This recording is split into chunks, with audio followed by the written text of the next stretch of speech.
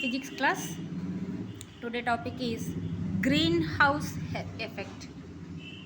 So already ఈ word మనం ముందు నుంచి వింటూనే ఉంటాం. Why the greenhouse effect is happened and what happens if the greenhouse effect occurs on the earth. అంటే greenhouse effect ఎలా ఏర్పడుతుంది, దానివలన జరిగేటటువంటి నష్టాలు, drawbacks. So greenhouse effect ఎలా ఏర్పడుతుందంటే earth will absorb heat radiation. భూమి అనేది ఏం చేస్తుంది? హీట్ రేడియేషన్ని అబ్జర్వ్ చేసుకుంటుంది. మరి హీట్ ఎక్కడి నుంచి వస్తుంది అర్త్కి అంటే ఫ్రమ్ ది సన్స్, సూర్యుడి నుంచి హీట్ వస్తుంది. ఆ రేడియేషన్ని మొత్తము కూడా అర్త్ అనేది అబ్జర్వ్ చేసుకుంటుంది and reradiate heat energy of longer wavelength. ఈ అర్త్ ఏం చేస్తుంది? అది అబ్జర్వ్ చేసుకున్నటువంటి హీట్ రేడియేషన్ని తిరిగి వెనక్కి పంపిస్తుంది, రీరేడియేట్ చేస్తుంది. ఎలా అంటే లాంగర్ వేవ్ లెంత్ యూజ్ చేసుకొని. అందుకే ఓషన్, సముద్రం ఉన్న చోట పగలంతా వేడిగా ఉంటుంది, నైట్ టైమ్స్ వచ్చేసరికి చల్లగా అనిపిస్తూ ఉంటుంది. ఎందుకు అంటే because of greenhouse effect. అంటే సముద్రపు నీరు కూడా హీట్ని అబ్జర్వ్ చేసుకుంటుంది, సముద్రం లోతుకి వెళ్ళే కొద్దీ చల్లగా అనిపిస్తుంది. సో ఇక్కడ మనం గ్రీన్ హౌస్ ఎఫెక్ట్ ఎక్స్ప్లెయిన్ చేస్తున్నాం, డెఫినిషన్ అంటూ ఏం లేదు. So the first point is earth will absorb heat radiation and reradiate heat energy of longer wavelength. Wavelength అంటే ఏంటి అనేది మనం ఆల్రెడీ డిస్కస్ చేసుకున్నాం.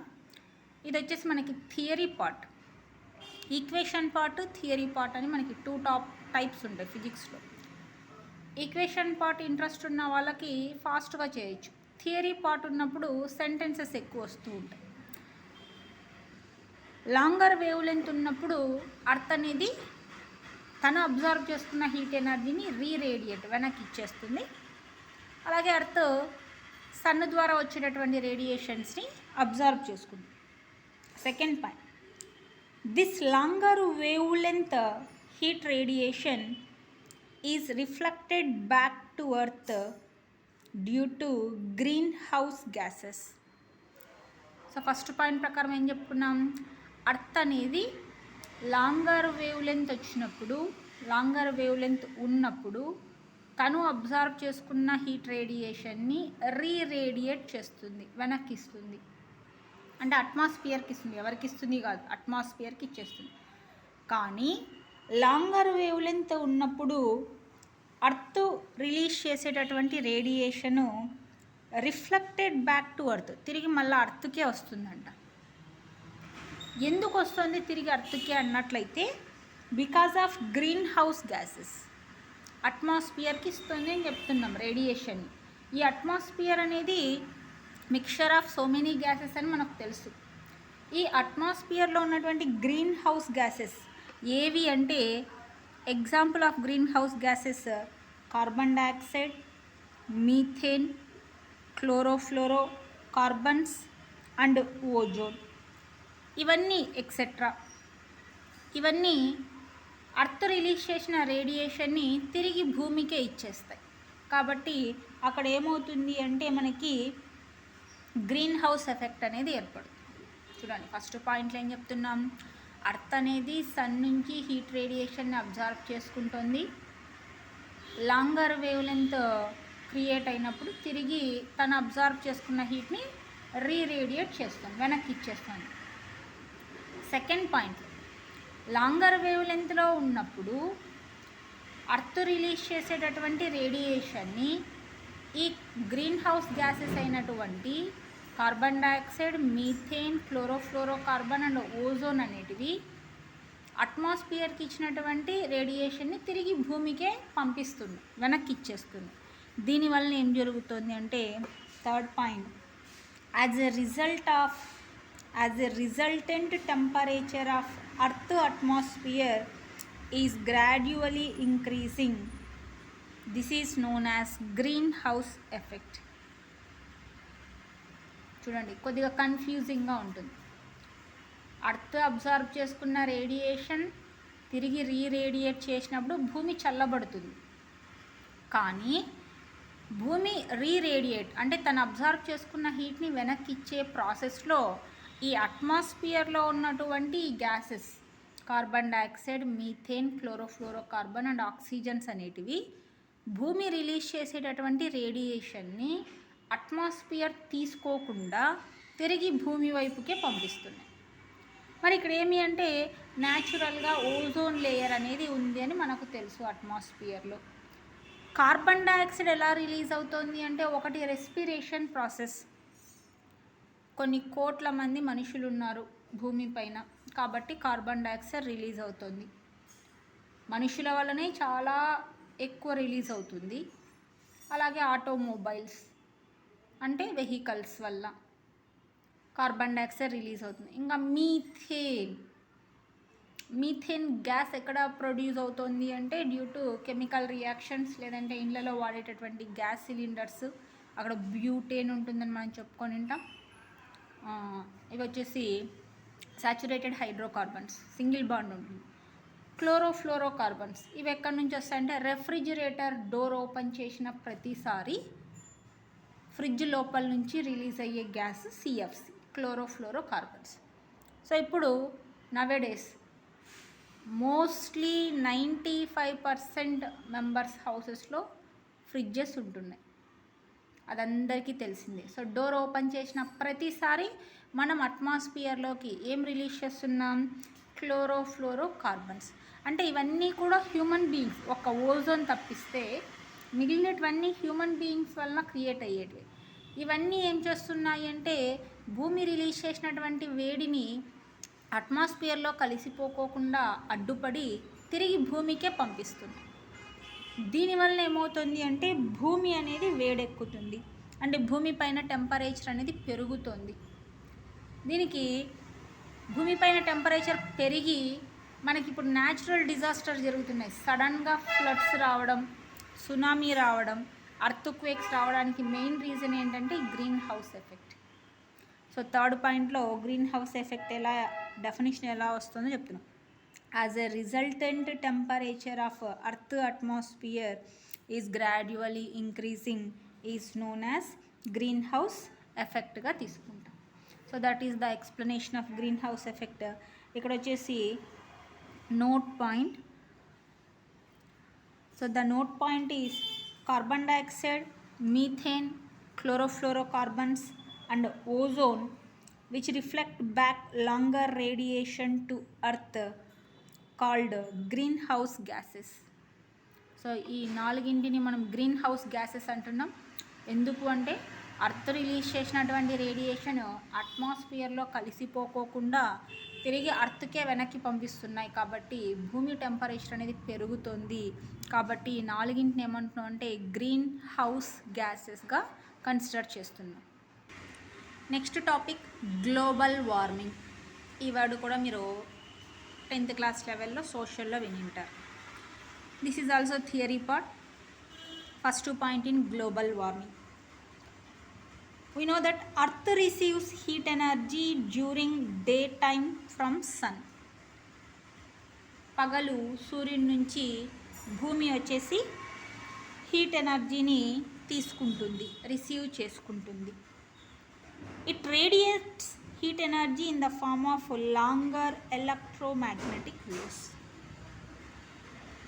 సో ఈ అర్త్ అనేది ఏం చేస్తుంది అంటే రీరేడియేట్ చేస్తుంది, అంటే తిరిగి వెనక్కి ఇస్తుంది తను అబ్జర్వ్ చేసుకున్న హీట్ రేడియేషన్ని. ఏ ఫామ్లో ఇస్తుంది అంటే లాంగర్ ఎలక్ట్రోమాగ్నెటిక్ వేవ్స్. ఇందాక మనం గ్రీన్ హౌస్ ఎఫెక్ట్లో లాంగర్ వేవ్ లెంత్ అన్నాం. లాంగర్ వేవ్ లెంత్ వేటికి ఉంటుంది అంటే ఎలక్ట్రోమాగ్నెటిక్ వేవ్స్ ఉంటుంది. మీకు ఆల్రెడీ చెప్పాను స్ట్రక్చర్ ఆఫ్ యాటంలో ఎలక్ట్రోమాగ్నెటిక్ వేవ్ డయాగ్రామ్ ఉంటుంది, ఒకసారి చూడండి అని. సో లాంగర్ వేవ్ లెంత్ ఏ వేవ్స్కి ఉంటుందంటే ఎలక్ట్రోమాగ్నెటిక్ వేవ్స్కి ఉంటుంది. సో గ్లోబల్ వార్మింగ్లో ఫస్ట్ పాయింట్ ఏం చెప్తున్నాం, earth receives heat energy during day time from sun, it reradiates heat energy in the form of electromagnetic waves. So అక్కడ ఎలక్ట్రోమాగ్నెటిక్ వేవ్స్ అంటే లాంగర్ వేవ్ లెన్స్ అనేది గుర్తుపెట్టుకోండి. That is the first point. Second point, but due to the presence of greenhouse gases, ఇందాకే మనం greenhouse ఎఫెక్ట్లో note point discuss చేసుకున్నాం. Greenhouse gases ఏవేవి? Greenhouse gases carbon dioxide, methane, CFC and ozone. వీటిని greenhouse gases అంటున్నాం. So అట్మాస్ఫియర్లో greenhouse gases ఉన్నాయి. So but due to presence of greenhouse gases the longer electromagnetic waves were reflected back to earth. అట్మాస్ఫియర్లో ఉన్న greenhouse gases భూమి release చేసినటువంటి వేడిని తిరిగి భూమికే పంపిస్తుంది. As a result temperature of earth atmosphere is gradually increase. దాని ఫలితంగా ఏమవుతుంది అంటే భూమి చల్లబడకుండా భూమి యొక్క ఉష్ణోగ్రత అనేది పెరుగుతుంది. మీరు నోటీస్ చేస్తే గ్రీన్ హౌస్ ఎఫెక్ట్లోను గ్లోబల్ వార్మింగ్లోను పాయింట్స్ సేమ్ వస్తున్నాయి చూడండి, కాకపోతే హెడ్డింగ్స్ ఒకటే డిఫరెంట్గా ఉన్నాయి. కాబట్టి ఒక చోట నేర్చుకున్నట్లయితే రెండు క్వశ్చన్స్కి మనము ఆన్సర్ రాయొచ్చు. Now the third point, this process will increase the temperature increased content of greenhouse gases in the atmosphere. This process will increase with the increased content of greenhouse gases in atmosphere.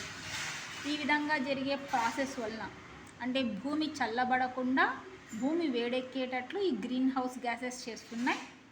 ఈ process రెగ్యులర్గా ప్రతిరోజు జరుగుతుంది. కాబట్టి ఈ విధంగా జరిగేటటువంటి process వలన వాతావరణంలో ఉన్నటువంటి వేడి అనేది తగ్గకుండా ఏవి పెరుగుతున్నాయంటే గ్రీన్ హౌస్ గ్యాసెస్ ఇంక్రీజ్ అవుతున్నాయి.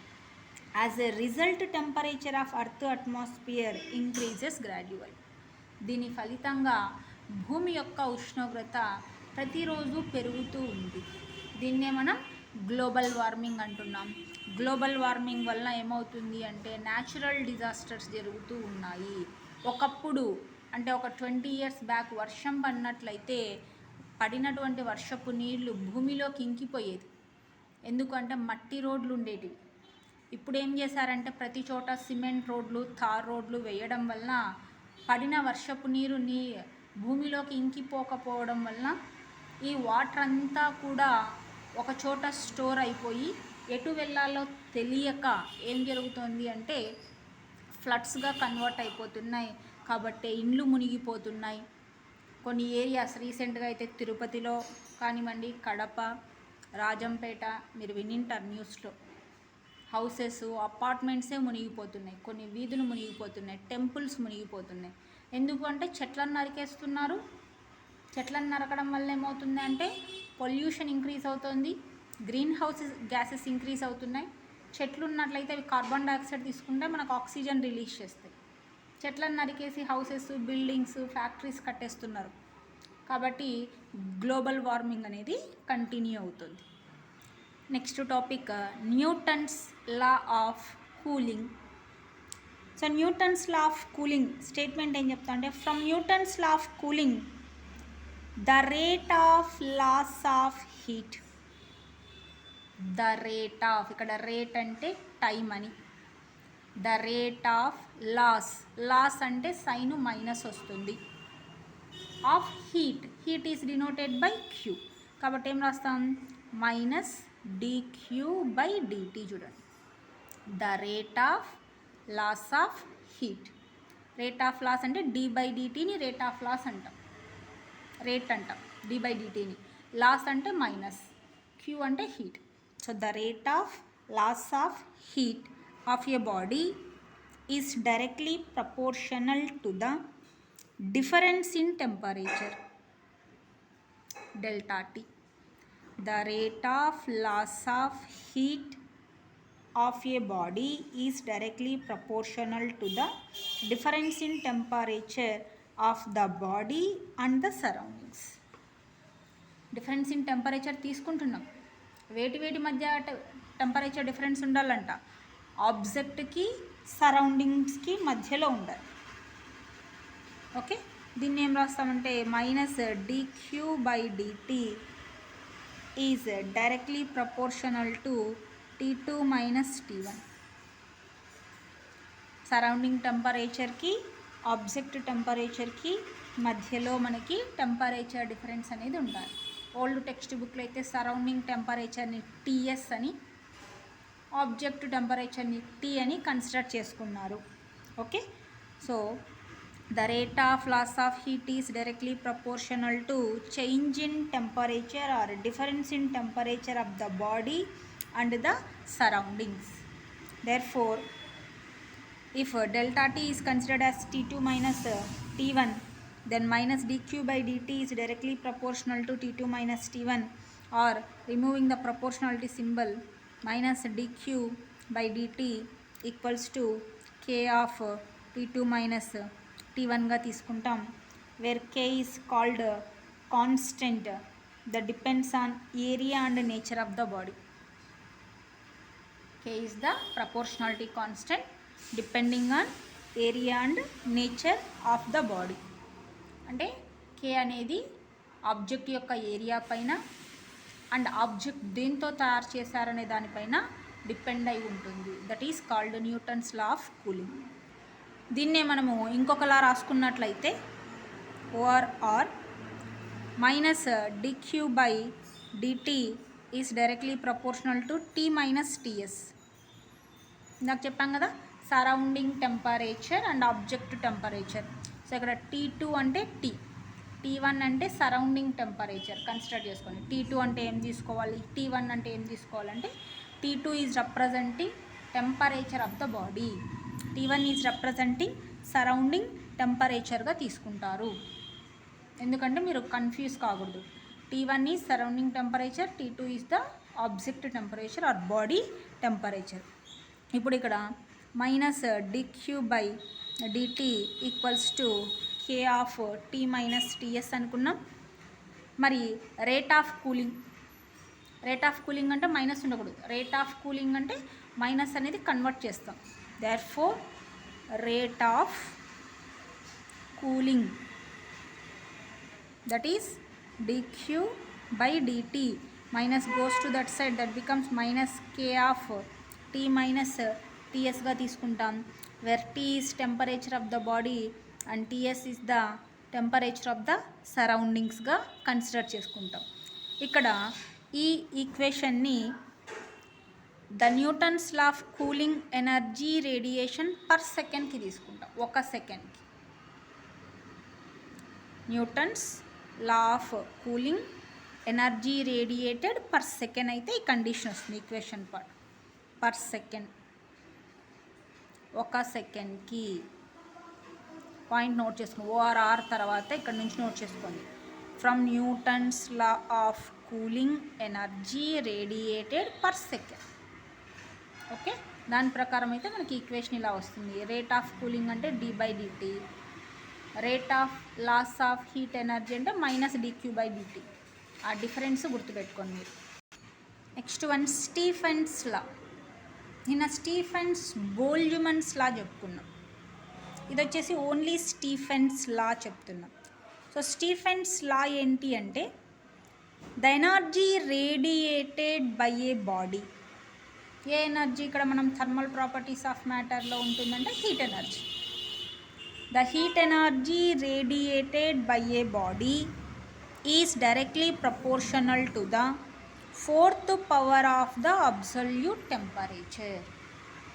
మీరు ఒకసారి గుర్తు చేసుకున్నట్లయితే స్టీఫెన్స్ బోల్ట్జ్మాన్ లా అయితే అక్కడ కూడా energy radiated by a body that is H directly proportional to T⁴ అని చెప్పింటాం Stephens బోల్ట్జ్మాన్స్ Lalo. H directly proportional to T⁴ అయితే స్టీఫెన్స్ బోల్ట్జ్మాన్స్ లా. ఓన్లీ స్టీఫెన్స్ లా అంటే H is directly proportional to T⁴. Difference చూడండి, ఇక్కడ area వస్తుంది Stephens Boltzmann లాలో, ఇక్కడ area రాదు. కాబట్టి ఇక్కడ డెఫినేషన్ ఏం రాస్తున్నాం, energy radiated by a body is directly proportional to the 4th power of absolute temperature. ఎందుకు ఇక్కడ అబ్సల్యూట్ టెంపరేచర్ అంటున్నామంటే ప్రాబ్లమాటిక్లో సింప్లిఫికేషన్ చేసేటప్పుడు టెంపరేచర్ని మనం కెల్విన్స్లోనే తీసుకోవాలి. Now for a black body of unit area, ఇక్కడ బ్లాక్ బాడీ రేడియేషన్ గురించి నిన్న డిస్కస్ చేసుకున్నాం. యూనిట్ ఏరియా అంటే if area is equal to 1. ఎప్పుడు ఏరియా ఈక్వల్ టు 1 అవుతుంది? బ్లాక్ బాడీ కన్స్ట్రక్ట్ చేసుకున్నట్లయితే area is unit wear P is energy radiated per second per unit area. ఇక్కడ Pని ఏమంటారు? ఎనర్జీ రేడియేటెడ్, ప్రెషర్ కాదు మళ్ళీ, energy radiated per second per unit ఏరియాగా consider చేస్తాం. నీట్గా రాసుకోండి. P is called energy radiated per second per unit ఏరియాగా కన్సిడర్ చేసుకున్నట్లయితే here some points.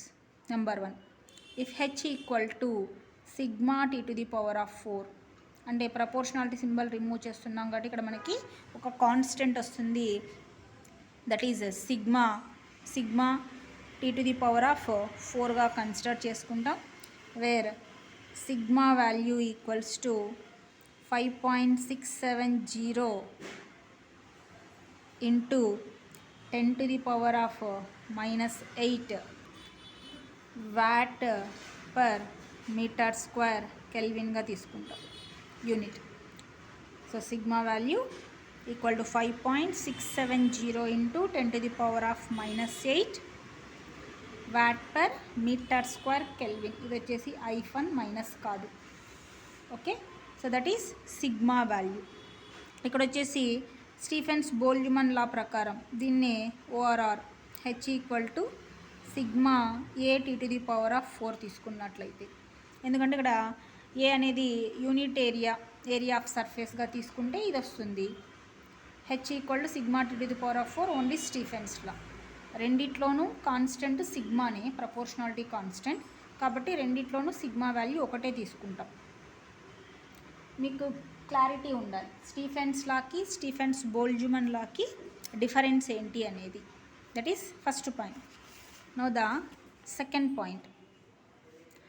So second point తీసుకున్నట్లయితే for any body other than black body, so black body కాకుండా వేరే వస్తువు ఇచ్చినట్లయితే మిగిలిన వస్తువులకి బ్లాక్ బాడీకి డిఫరెన్స్ ఏమంటే బ్లాక్ బాడీ తన మీద పడిన టోటల్ హీట్ని అబ్జార్బ్ చేసుకుంటుంది, టోటల్ హీట్ని రిలీజ్ చేస్తుంది.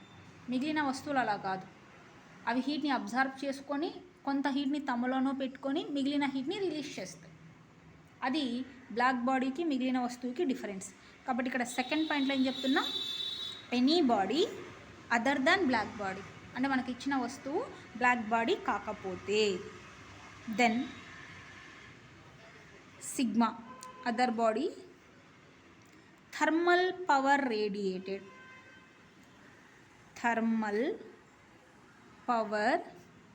రేడియేటెడ్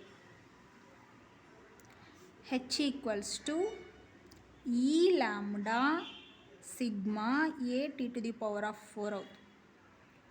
బ్లాక్ బాడీ కాకుండా వేరే వస్తువు ఇచ్చిన సందర్భంలో ఆ పవర్ రేడియేషన్ ఏమనాలంటే థర్మల్ పవర్ రేడియేటెడ్ అంటాం.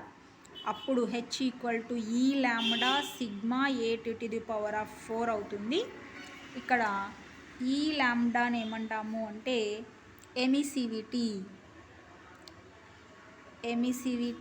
ఆఫ్ ది బాడీగా కన్సిడర్ చేసుకుంటాం. ఇక్కడ మనకి ఎమిసివిటీ, అబ్జార్ప్టివిటీ అని 2 వర్డ్స్ ఉన్నాయి. ఇదే చాప్టర్లో డిస్కస్ చేసుకుందాం. ఎమిసివిటీ అండ్ అబ్జార్ప్టివిటీ డెఫినిషన్స్ ఏమి అనేది నేను ఎక్స్ప్లెయిన్ చేస్తాను. ప్రస్తుతానికి ఈ లాంబ్డా అంటే ఎమిసివిటీ, ఎమిషన్ అంటే రిలీజింగ్ అనేది గుర్తుపెట్టుకోండి. Next point, if A body at T kelvin అంటే ఏదైనా ఒక వస్తువు T కెల్విన్ వద్ద ఉంది, is an enclosure of temperature T1 అంటే ఏదైనా ఒక క్లోజ్డ్ వెజల్లో అది ఫిలప్ చేసి ఉంచారు ఆబ్జెక్ట్ని. Then heat energy radiated per second అంటే ఒక ఆబ్జెక్ట్ T కెల్విన్ దగ్గర ఉంది, ఇది ఆబ్జెక్ట్ టెంపరేచర్. దీన్ని ఒక క్లోజ్డ్ వెజల్లో పెట్టారు. ఎన్క్లోజర్ అంటే క్లోజ్డ్ వెజల్లో పెట్టారు. ఈ క్లోజ్డ్ వెజల్ యొక్క టెంపరేచర్ ఎంత అంటే T1 అంటున్నాడు. T1 కెల్విన్, ఎందుకంటే అబ్సల్యూట్ టెంపరేచర్ అంటే కెల్విన్స్లోనే తీసుకుంటాం. అప్పుడు heat energy radiated per second, ఒక సెకండ్కి ఎంత హీట్ ఎనర్జీ రిలీజ్ అవుతుందంటే H = E sigma A of T⁴ minus T1⁴గా కన్సిడర్ చేసుకుంటాం. అంటే ఇక్కడ మనకి న్యూటన్స్ లా ఆఫ్ కూలింగ్లో వన్ ఆఫ్ ద పార్ట్ తీసుకుంటాం, డిఫరెన్స్ ఇన్ టెంపరేచర్స్ తీసుకుంటాం. మిగిలింది స్టీఫెన్స్ బోల్ట్జ్మాన్ లా, స్టీఫెన్స్ లాని మిక్స్ చేసుకుంటారు. ఇది వచ్చేసి దీని యొక్క డెరివేషన్స్ మనకేం అవసరం లేదు, ఎలా వస్తున్నాయి అనేది ప్రాబ్లమాటిక్లో ఎక్కువగా అడుగుతూ ఉంటాడు. డిఫికల్ట్, ఇంపార్టెంట్ ఏవేవంటే Wien's displacement law, Stefan's Boltzmann law, Newton's law of cooling, Stefan's law బాగా నేర్చుకొని చూడకుండా నోట్బుక్లో ప్రాక్టీస్ చేయాలి. మనం ఎంత ప్రాక్టీస్ చేసినా కూడా కన్ఫ్యూజ్ అవుతాం, కాబట్టి జాగ్రత్తగా ఉండండి ఈ టాపిక్స్ విషయంలో. Next topic coefficient of thermal conductivity, that is denoted by the letter K. Therefore, the coefficient of thermal conductivity can be defined as the quantity of heat flowing normally per second through unit area of the substance per unit temperature gradient. So definition డిఫికల్ట్గా ఉంటుంది, first note చేసుకోండి, అప్పుడు explanation మీకు అర్థమవుతుంది. So definition ఏం చెప్తున్నా, the quantity of heat, heat దేంతో denote చేస్తాం మనము, క్యూతో డినోట్ చేస్తాము. So heat flowing normally per second అంటే హీట్ ఇక్కడ 90 degrees యాంగిల్ చేసుకుంటూ ఫ్లో కావాలి. ఎంతసేపట్లో ఫ్లో కావాలంటే పర్ సెకండ్, ఒక్క సెకండ్లో ఫ్లో కావాలి. దేని ద్వారా అంటే through unit area of the substance. మీకు ఏదో ఒక పదార్థం ఇచ్చాడు, దాని యొక్క ఏరియా ఎంత ఉండాలా, 1 అయి ఉండాలి. చూడండి, ఒక సెకండ్ పాటు ఒక యూనిట్ ఏరియా ఉన్నటువంటి సబ్స్టెన్స్కి నార్మలీ అంటే 90 degrees యాంగిల్ చేసేటట్టు హీట్ ఫ్లో కావాలంట. ఇంకా కండిషన్ ఇస్తాడు, పర్ యూనిట్ టెంపరేచర్ గ్రేడియంట్. అన్ని యూనిట్ ఉండాలి, ఏరియా యూనిట్ ఉండాలి, టెంపరేచర్ గ్రేడియంట్ యూనిట్ ఉండాలి, టైము 1 సెకండ్ ఉండాలి, యూనిట్ సెకండ్ ఉండాలి.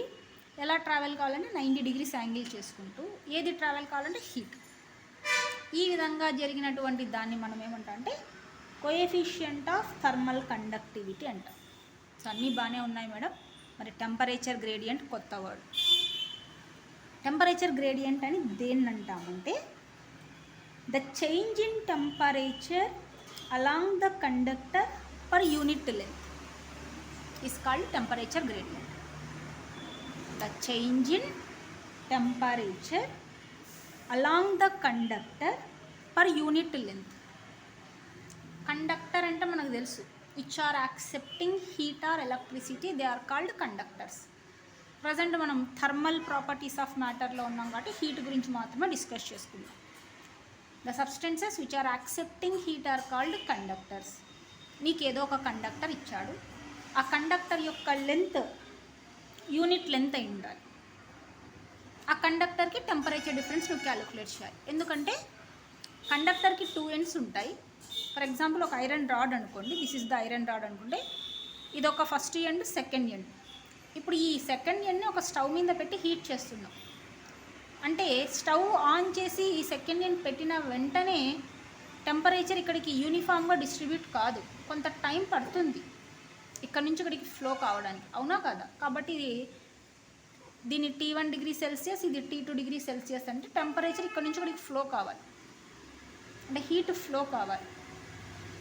దాన్ని మనం థర్మల్ కండక్టివిటీ ఆఫ్ కోఎఫిషియంట్గా కన్సిడర్ చేసుకుంటాం.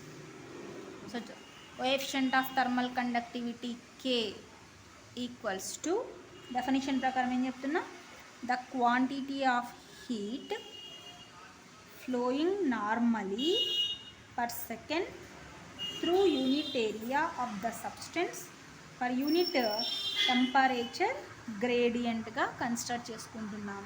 That is Q into L by A into θ2 minus θ1 into టీగా కన్సిడర్ చేసుకుంటున్నాం.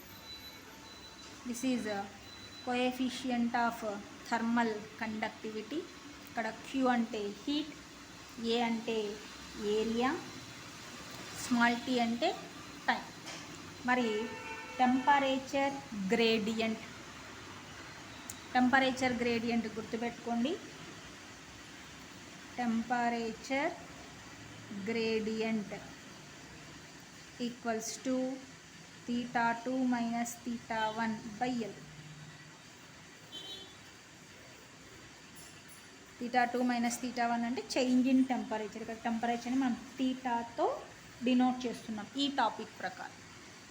పర్ యూనిట్ లెంత్ అన్నాం. Change in temperature along the conductor per unit length is called temperature gradient అన్నాం. ఇప్పుడు దీన్ని ఇక్కడ substitute చేసినాం అనుకోండి, θ2 మైనస్ θ1 బై ఎల్ వస్తుంది డెఫినిషన్ ప్రకారం. పర్ యూనిట్ టెంపరేచర్ గ్రేడియంట్ అని అంటే దీన్ని or K equals to Q by A into small T time into unit temperature gradient అంటే θ2 minus θ1 by capital A. The quantity of heat flowing normally per second per unit area per unit temperature gradient. అన్ని per unit అన్నాడు కాబట్టి అన్ని డినామినేటర్లో వస్తాయి. ఇప్పుడు డినామినేటర్లో ఇక్కడ fraction ఉంది కాబట్టి దీన్ని కన్వర్ట్ చేసుకుంటే Q into L by A of θ2 minus θ1 into T. లేదు నువ్వు టీ ముందుకు రాసుకుంటే Q into L by A into T of θ2 minus θ1. ఎందుకు ఇక్కడ ఇచ్చాడు అంటే θ2 θ1 టీ మనం ఇక్కడ టైం అనుకున్నాం. మళ్ళీ నువ్వు ఇక్కడ క్యాపిటల్ టీ తీసుకుంటే అది కూడా టైం అనుకుంటారు కొంతమంది. కాబట్టి టెంపరేచర్ని తీటాలలోనూ టైంని టీతోనూ మెజర్ చేస్తున్నాం. So this is coefficient of thermal conductivity. మీరు దీనికి ఏం చేస్తారంటే యూనిట్స్ రాయాలి. క్యూ అంటే హీట్, ఎల్ అంటే length, area, temperature, time. CGS SI రాయండి. సిజిఎస్ వస్తుందా రాదా చెక్ చేయండి. అలాగే దీని యొక్క డైమెన్షనల్ ఫార్ములా కూడా డెరైవ్ చేయండి. సిమిలర్లీ టెంపరేచర్ గ్రేడియంట్ దీనికి కూడా డైమెన్షనల్ ఫార్ములా. ఇక్కడ θ2 θ1 అంటే టెంపరేచర్స్, ఎల్ అంటే లెంత్.